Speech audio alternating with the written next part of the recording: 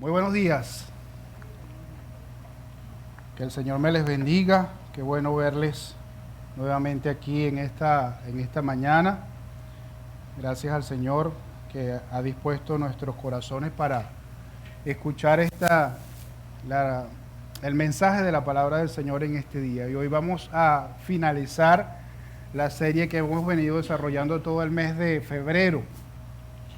Y como febrero es tan cortico, nos tomamos un día de marzo para terminar la serie de seguidores a discípulos, donde Jesús, fueron esos momentos antes de que Jesús emprendiera su viaje a Jerusalén, y ustedes saben lo que le esperaba en Jerusalén. Bueno, Lucas capítulo 9 representa un punto de inflexión para los discípulos de Jesús, porque es cuando Él toma la decisión de ir rumbo a Jerusalén y los desafía o los pone a pensar en lo que realmente implica ser un discípulo de Jesús. Que aunque la palabra seguidor y discípulo, ya lo hemos dicho, son palabras que originalmente tenían una connotación similar, nos damos cuenta que hoy en día quizás hay que especificar un poquito más, que hay una diferencia entre ser un simple seguidor en ser un discípulo del Señor Jesús. Y especialmente hoy el Señor Jesús quiere clarificar con sus discípulos lo que es denominado hoy, lo que es llamado hoy el más y lo más importante para el discípulo. Dos cositas: el más y lo más importante para el discípulo, que está en Lucas capítulo 9 a partir del versículo 46. Leímos una parte, pero vamos a llegar hoy hasta el versículo 62, que es donde termina esta sección. ¿Qué es lo más importante? ¿Quién determina lo que es importante? Se define como importante lo que es muy conveniente o interesante o de mucha entidad o de mucha consecuencia. Esa es la definición de algo importante.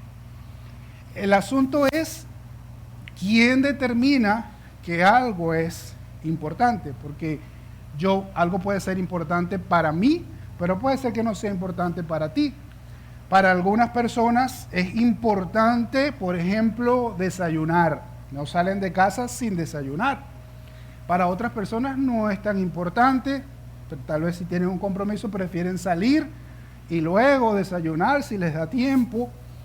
Pero si uno va a los especialistas dicen que es importante. Entonces, la importancia de algo generalmente depende de la persona. Pero en el caso del discipulado, ¿quién puede determinar lo que es importante o quién es importante? Y esa fue la discusión que surgió entre los discípulos en el capítulo 9, versículo 46, y quizá ubicándonos en el contexto, recuerdan lo que pasó la semana pasada. Hubo unos discípulos que subieron con Jesús a la cima, hubo otros que se quedaron abajo, pero cuando llegaron abajo se consiguieron con un problema allí grande y habían unos discípulos que no pudieron hacer lo que el Padre, ayudar al Padre en una necesidad. Entonces probablemente a causa de eso, dice el versículo 46, surgió entre los discípulos una discusión sobre quién de ellos sería el más importante. ¿Por qué surge esta discusión? El texto no lo dice. Yo supongo, o podemos suponer por lo que pasó antes. Pero también, si vamos al fondo, ¿por qué surge esta discusión? Surge por un asunto de ellos mismos. Ellos querían saber quién era o quién iba a ser el más importante. Porque el ser humano tiene la tendencia a querer ser valorado, especialmente en un grupo de personas. El ser humano, lo diga o no, generalmente tiene la tendencia a querer ser valorado, reconocido, dignificado, y muchas veces consciente o inconscientemente dirás: soy importante, no soy importante, me consideran importante en tal grupo. Pero ¿quién determina que alguien sea importante? Solo Dios determina lo que es importante. Y en este caso particularmente, solo Dios puede determinar quién es el más importante. Y en este caso, como lo vamos a ver en esta mañana, Jesús responde quién es el más importante, pero después lo lleva a determinar lo que es más importante. Entonces, la primera pregunta, ¿quién es el más importante? Yo imagino a Jesús, porque no solamente tenía la capacidad de escuchar a sus discípulos, sino también de saber lo que había en la mente de ellos. Y yo me imagino a Jesús escuchando a los discípulos en la pelea de no, yo soy más importante, no, yo soy más importante. Yo me imagino a Jesús pensando, parecen unos muchachitos, parecen unos niños allí. Pero lo que ellos están expresando ventila cosas comunes, como les mencioné hace un momento, que tal vez no expresamos, pero a veces lo pensamos. ¿Seré yo importante? Entonces, ¿quién más que Jesús o quién mejor que Jesús para responder? Y Jesús le responde de una manera muy práctica y muy visual, versículo 47 al 48. Dice, Jesús sabía bien lo que pensaban, ¿y qué hizo? Dice, tomó a un niño, lo puso a su lado y dijo, el que recibe en mi nombre a este niño, me recibe a mí. Y el que me recibe a mí, recibe al que me envió. Porque el que es más pequeño entre todos ustedes, ese es el más importante. Vamos a interpretar un poco estas palabras. Y para interpretar estas palabras tenemos que entender lo que Jesús hizo. ¿Qué hace Jesús? Toma a un niño. ¿Quién era ese niño? Una vez en una clase en el seminario yo le hice esa pregunta a los estudiantes, estábamos estudiando este texto bíblico. Y usted sabe que cuando están estudiando la Biblia quiere ver quién sabe más, ¿no? Y yo hago la pregunta a propósito y los dejé pensar. Unos dijeron que era el hijo de Pedro, otros dijeron que a lo mejor era el hijo de una señora de ahí, del dueño de la casa, etcétera, etcétera. Y al final ellos se rieron porque yo les dije, ese niño era cualquier niño, era nadie, era un niño simplemente. Simplemente era un niño y eso es importante que lo tengamos en cuenta, porque no sabemos quién es ese niño. Pero Jesús hizo a ese niño importante. ¿Por qué? Porque lo tomó y lo puso a su lado. Hay personas que anhelan tomarse una foto con una persona que admiran mucho, que respetan mucho para tener esa foto y mostrársela a los demás. Mira, aquí estoy con fulanito de tal, porque quizás le da importancia. Bueno, en ese tiempo no existían cámaras, pero probablemente ese niño tenía el recuerdo de que Jesús lo tomó y lo puso junto a él y lo hizo importante, lo hizo alguien importante. Entonces, ya eso nos va dando indicios de quién es el más importante. El más importante entre todos los que estaban ahí en esa casa, ¿quién era? ¿Quién era el más importante? Jesús. Jesús era el más importante. Ahora, ¿quién hizo él importante? Al niño, porque lo puso junto a él. Entonces, ¿quién es el importante? Aquel a quien Jesús llama, toma o dignifica. Aquel que se acerca a Jesús. Aquel que recibe a Jesús, como lo vamos a ver más adelante, porque lo reafirma más adelante. Ese es realmente el importante. Alguien a quien Jesús llama, toma o dignifica. Y dice, el que recibe en mi nombre a este niño, y vean la palabra recibir, que es una palabra que se va a utilizar mucho, me recibe a mí, y el que me recibe a mí, recibe al que me envió. Entonces está dignificando al niño, lo está haciendo importante, le está diciendo, si ustedes lo reciben en mi nombre, es decir, porque yo les digo que lo reciban, entonces están recibiéndome a mí y están recibiendo al Padre, y eso es lo importante. Lo vamos a desarrollar más adelante. Pero luego añade al final del versículo 48, porque el que es más pequeño entre todos ustedes, ese es el más importante. Ahora, eso no lo vamos a tomar literal, porque tendremos que ver quién es el más pequeño aquí, literal, para ver quién es el más importante, ¿no? Pero él no está hablando de estatura, de tamaño. Él está relacionando esto con un pensamiento. El más pequeño es el más importante. Y aquí hay dos cosas que ni siquiera dos palabras que ni siquiera se mencionan aquí, pero están implícitas en esa frase. El más pequeño es el más importante. ¿Cuáles son esas dos palabras? La palabra humildad y la palabra servicio. Y usted dirá, ¿dónde aparece allí la palabra humildad y dónde aparece la palabra servicio? No aparecen. Pero dice que el más pequeño, ¿y quién es el más pequeño? El más humilde. Y quiero que entendamos un elemento cultural aquí importante en aquella época. En aquella época, ¿se acuerdan de la alimentación de los 5,000? Que decía que eran 5,000 ¿qué? Hombres. Algunos evangelistas comentan sin contar mujeres y niños. Porque en aquella cultura, cuando se contaban las cantidades de las personas, solo contaban los hombres. Las mujeres no contaban y los niños menos contaban. Generalmente cuando se reunían en una casa, y probablemente fue lo que pasó allí en la época de Jesús, estaban reunidos los hombres hablando, estaban probablemente algunas mujeres allí ayudando, pero habían unos niños que tal vez dependiendo de la edad, quizás los más grandecitos a veces ayudaban también a servir, pero si no eran dentro del grupo tal vez los más insignificantes. Y por eso Jesús dice que el más pequeño es el más importante. Y eso nos lleva a pensar en humildad. La humildad es una virtud. Hoy en día es una virtud. Hace 2000 años no era una virtud. Hace 2000 años la virtud era ser grande, porque eso era lo que transmitían los emperadores, los imperios.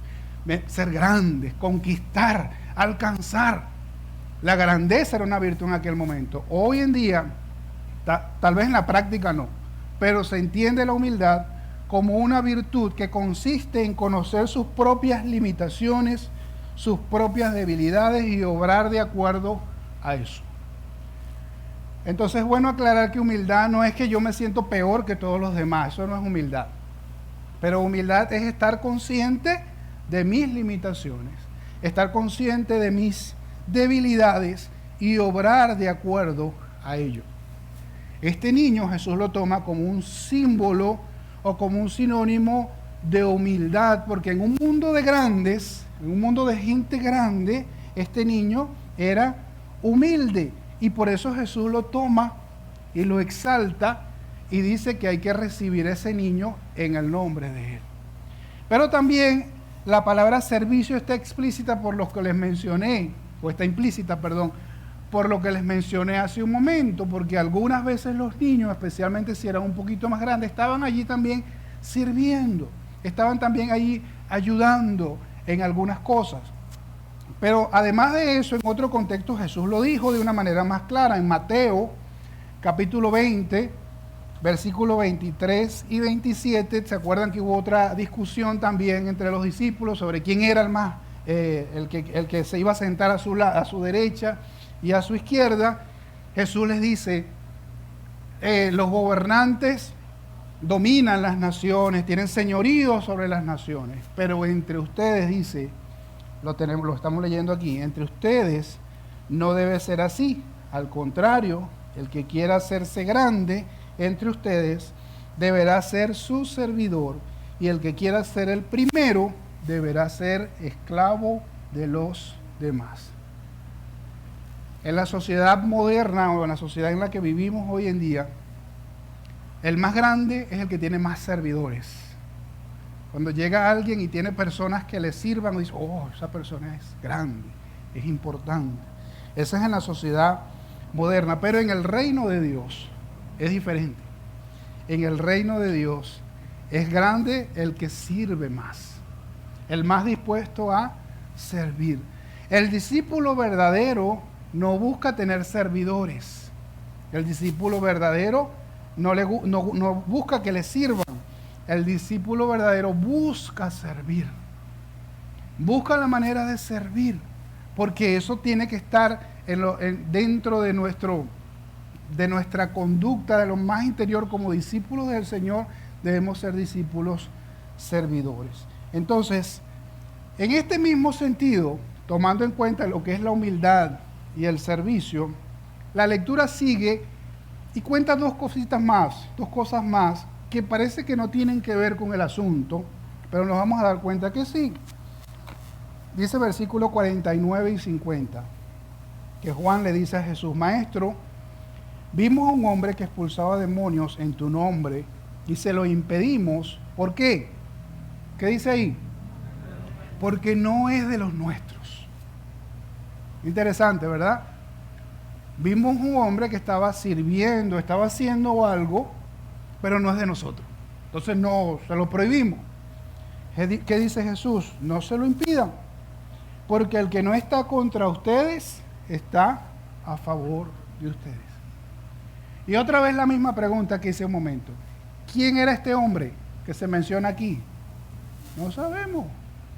Una persona cualquiera, pero que estaba aparentemente, porque no dice ni para bien ni para mal, pero esta persona estaba expulsando demonios en el nombre de Jesús.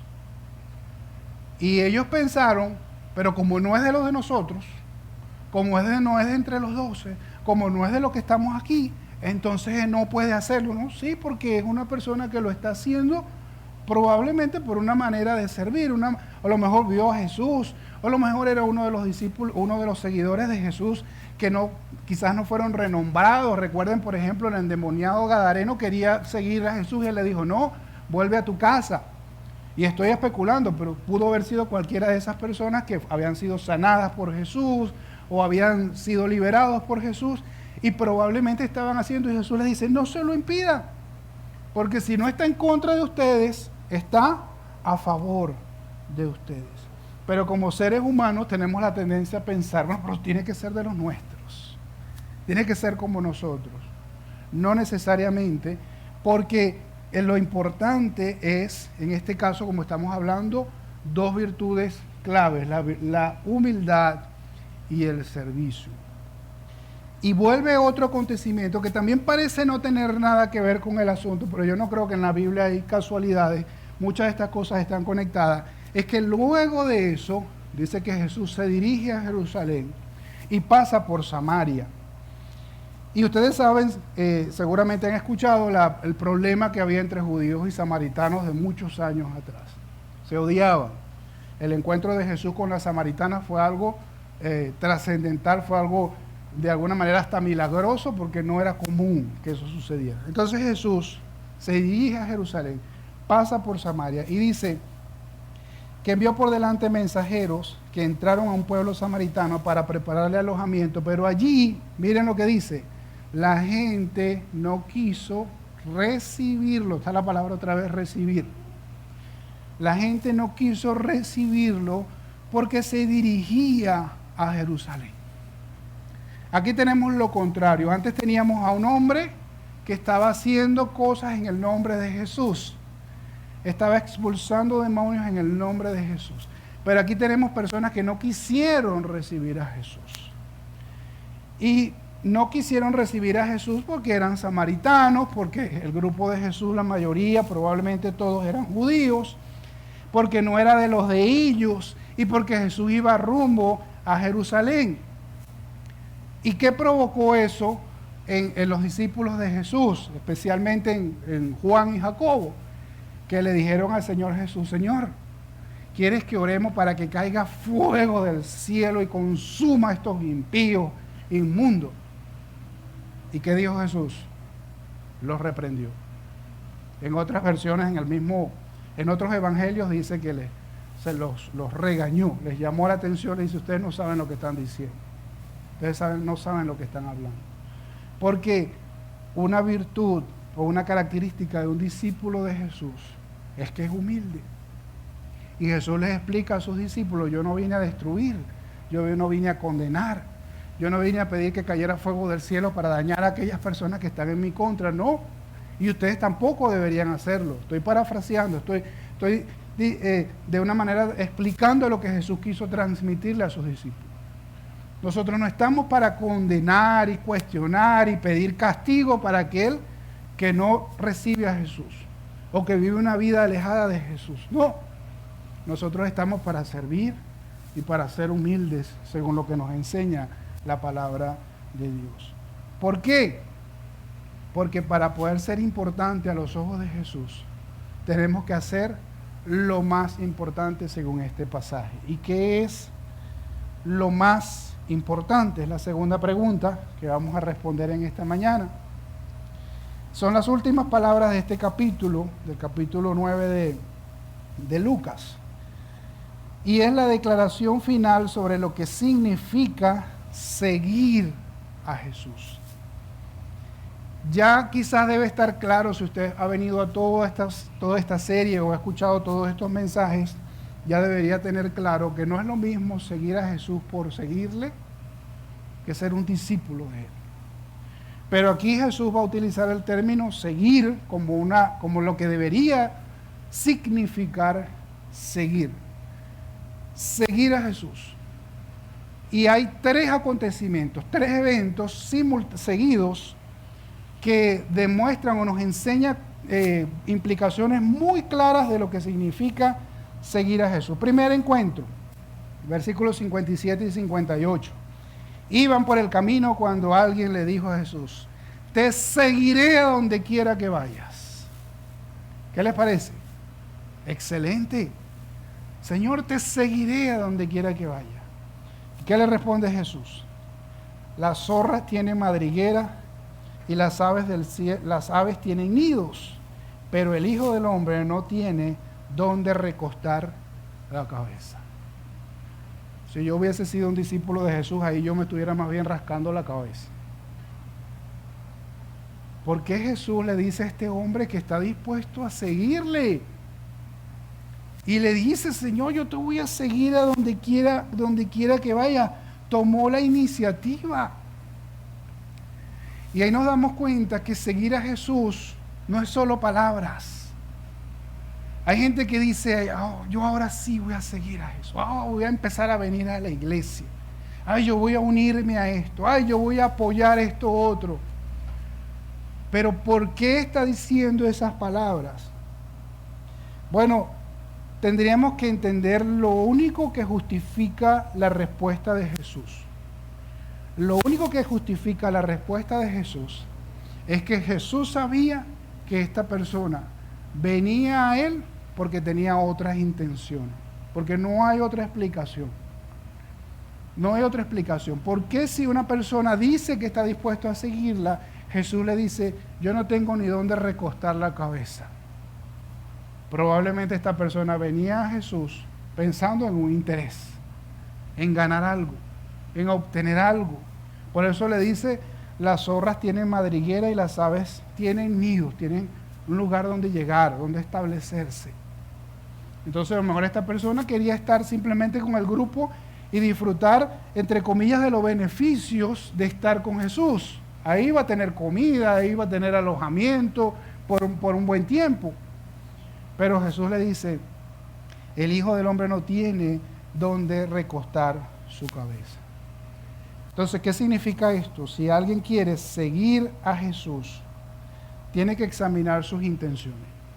Porque si yo quiero seguir a Jesús pensando en unos beneficios que voy a obtener, estoy equivocado. Sea cual sea el beneficio. A Jesús no se le sigue porque si yo le sigo, entonces me va a sanar. O porque si yo le sigo, entonces me va a dar trabajo. O porque si yo le sigo, me va a proveer para lo material. O porque si yo le sigo, voy a tener un grupo. Porque si yo le sigo, voy a tener amigos. No son motivaciones reales para seguir a Jesús. A Jesús se le sigue sin condición. El discipulado tiene sus exigencias, pero nosotros no podemos seguir a Jesús con nuestras condiciones, esperando recibir algo a cambio, porque si es así, no tenemos las motivaciones correctas para seguir a Jesús. Amén. Vamos con el segundo encuentro, versículos 59 al 60. A este Jesús le dice: sígueme. Este es otro caso. La persona no viene, Jesús le dice: sígueme. Y la persona contesta: Señor, primero déjame enterrar a mi padre. Una petición loable, ¿verdad? No va a dejar al pobre ancianito por allá solo. ¿Qué les parece? Pero vuelve Jesús, con esas palabras de Jesús que uno deja que los muertos entierren a sus muertos, pero tú ve y proclama el reino de Dios. Ahí hubiese salido el señor del comercial aquel que decía, insensible. ¿Por qué Jesús dice eso? ¿Por qué Jesús dice eso? Porque es un insensible. Hay que entender para empezar lo que significa la frase déjame ir a enterrar a mi padre. La mayoría de los comentaristas coinciden que esa frase no es que el Señor estaba muy mayor y estaba a punto de morirse, no. Esa frase lo que significa es te voy a seguir después que mi papá muera. Pero yo tengo que seguir en casa con mi papá. Es decir, no te voy a seguir ahorita, después yo te voy a decidir, yo te voy a seguir. Porque otra vez, eso le da sentido a lo que Jesús dice.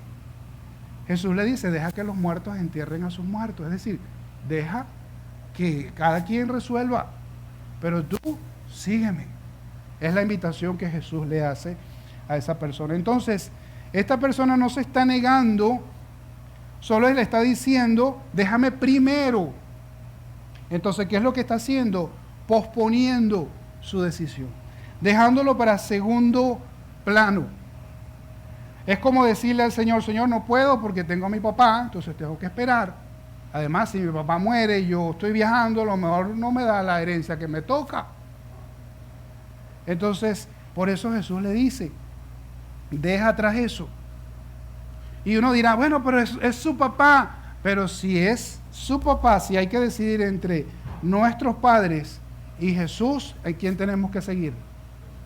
A Jesús. A Jesús. Nuestra familia es importante y Dios sabe que la familia es importante. Pero más importante es Jesús. Nuestra familia es importante. Nuestros padres, mi esposa es importante, mis hijos son importantes. Pero por encima de todo eso está Jesús. Y yo tengo que obedecer a Jesús. Primero el Señor y el Señor va a encargarse de lo demás. Busca primeramente el reino de Dios y ¿qué dice? Y todo lo demás va a ser añadido. Eso no implica desobedecer o desechar, a menos que no quede otra opción. Ojo, a menos que no quede otra opción. Pero es darle el lugar a Jesús, el lugar que merece. Y yo recuerdo cuando el Señor me llamó al ministerio, una de las cosas que me tocó es considerar que mis padres en principio no querían que yo dejara todo para ir a servir al Señor. Y eso que mis padres, mi papá era pastor y mi papá y mi mamá sirvieron como pastores y como misioneros. Pero cuando yo les hablé de mi llamamiento, en principio ellos no lo querían. Ahora, yo no iba a postergar mi decisión por ellos. Pero sí le dije al Señor, Señor, yo te voy a obedecer, yo voy a hacer lo que tú digas, pero yo quiero que tú trabajes en el corazón de mi papá y en el corazón de mi mamá. Y no pasó mucho tiempo cuando ya el Señor se encargó de convencer a mi papá, porque él mismo me llamó, habló conmigo, me expresó el temor que él tenía de que yo viviera, experimentara cosas negativas que él experimentó como pastor en el ministerio. Y mi mamá no habló conmigo, pero a través de una tercera persona supe que en un grupo de damas mi mamá se abrió y compartió también sus temores y cómo las hermanas le hablaron, le ayudaron y la fortalecieron en ese tiempo. Entonces, no significa necesariamente desechar, pero sí que yo tengo que darle la prioridad a Jesús. Y si yo le doy la prioridad a Jesús por encima de mi familia, Él se va a encargar de todo lo demás. Y eso nos lleva al tercer encuentro, uno de los que más me impacta aquí, más me llama la atención. Y son los últimos dos versículos, 61 y 62. Llega otra persona y le dice, te seguiré, Señor, pero primero deja despedirme de mi familia. Y uno va a decir, no va a dejar el Señor aunque sea que se despida de su familia. ¿Qué responde Jesús? Nadie que mire atrás después de poner la mano en el arado es apto para el reino de Dios. Y quiero que piensen lo que dije hace rato. Aquí Jesús está siendo ya más radical. Jesús está hablando más claro. Seguirle a Él no es cualquier cosa. Y por eso Él habla así. Suenan palabras fuertes, pero Él está hablando así porque quiere dejar en claro que seguirle a Él no es cualquier cosa. Y otra vez hay un elemento cultural aquí. Déjame despedirme de mi familia. Esa expresión no significa simplemente ir a casa y decirle chao. Esa expresión generalmente significaba contar con la aprobación de la familia. Déjame, como en otras palabras sería como, déjame hablar con mi familia. Primero. Y después te sigo. Hay una historia en el Antiguo Testamento similar. Y es cuando Elías llama a Eliseo. No sé si conocen esa historia. Y que ni siquiera Elías literalmente llama a Eliseo, sino que cuando Elías ve a Eliseo pasa su manto sobre él de una manera simbólica para invitarle a seguirle. Obviamente Elías no es Jesús, no estoy comparando a Elías con Jesús, pero el Eliseo entendió que era un privilegio que el profeta Elías lo llamara a ser discípulo de él. ¿Y qué hizo Eliseo? Precisamente el texto dice allá en Primera de Reyes que él fue a despedirse de su familia. Pero sí dice específicamente que fue a despedirse de su familia, quemó los arados, es decir, su instrumento de trabajo lo quemó. Y dicen los especialistas que es una manera de decir, me voy y no vuelvo más. Porque eran los arados con que él trabajaba la tierra. Quemó los arados, asó los bueyes, se los repartió a su familia y se fue a seguir a Elías. Dejó todo por seguir al profeta Elías. Y probablemente el que leyó o el que escuchó esto en el tiempo de Jesús tal vez conocía la historia de Eliseo. Y lo importante aquí, por eso Jesús dice que el que pone las manos en el arado era el instrumento de trabajo para preparar la tierra, o para, valga la redundancia, para arar la tierra. El que va a arar la tierra agarra el arado, que usualmente era un instrumento pesado que raspaba la tierra, y ese arado era alado por bueyes. Si alguien se ponía a trabajar, no podía estar mirando para atrás. Porque si ponía las manos en el arado era porque tenía que empezar a trabajar. Y Jesús dice, nadie que mire atrás después de poner su mano en el arado es apto para el reino de Dios. Y qué mejor ejemplo que el de Eliseo, que llegó a su casa y quemó los arados. Él dijo, no vuelvo atrás. ¿Se acuerdan del corito ese que cantábamos antes en las iglesias? Decía, he decidido seguir a Cristo. No vuelvo atrás, no vuelvo atrás. Seguir a Jesucristo implica una decisión firme de poner las manos en el arado y hacia adelante, cueste lo que me cueste. Si voy a estar mirando atrás, dice el texto, no soy apto para el reino de Dios. En otras palabras, no sirve para esto. No sirve para esto. Él quiere discípulos que le sigan con fidelidad. Quiero terminar con dos pensamientos. De seguidor a discípulo. El discípulo más importante hace lo más importante. ¿Y qué es lo más importante? Seguir a Jesús por encima de todo. Entonces, si usted quiere ser un discípulo importante en el buen sentido de la palabra para Jesús, tiene que hacer lo más importante, que es seguir a Jesús por encima de todo. Y el otro pensamiento es seguir a Jesús sin condiciones, sin demoras y sin mirar atrás. Sin condiciones, sin demoras y sin mirar atrás. Pregunto, ¿cómo estás tú siguiendo a Jesús? ¿Lo estás siguiendo así? sin condiciones, sin demoras y sin mirar atrás? ¿O estás siguiendo a Jesús por beneficios? ¿O estás siguiendo a Jesús después que te dé chance de hacer algunas cosas?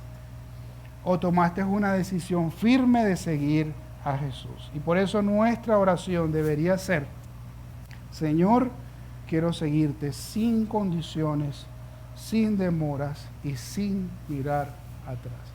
Y les invito a que, si esta es tu decisión, vamos a hacer esta oración juntos, vamos a inclinar nuestros rostros. Y si esta es tu decisión, yo te invito a que se lo digas allí al Señor: Señor, quiero seguirte sin condiciones, sin demoras y sin mirar atrás. Bendito Dios, gracias por tu palabra. Y sabemos que tus demandas, Señor, a veces son muy fuertes, son desafiantes. Pero es el costo, es el precio del discipulado. Ayúdanos, Señor, a no ser simples seguidores, sino ser discípulos obedientes a ti, Señor.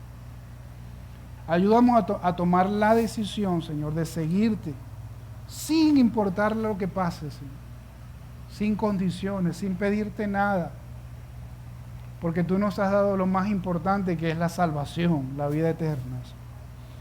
Ayúdanos a seguirte, Señor, sin demora, sin postergar, sin estar esperando que se den cosas, condiciones mejores, sino que podamos tomar una decisión de seguirte fielmente, Señor, y sin mirar atrás, sin arrepentimientos, sin extrañar cosas, Señor, que hemos dejado por ti. Perdónanos si eso ha pasado por nuestra mente. Pero ayúdanos a poner las manos en el arado y siempre mirar hacia adelante, Señor. Como dice el coro, no vuelvo atrás, no vuelvo atrás. Te lo pedimos en el nombre de Jesús. Amén y amén.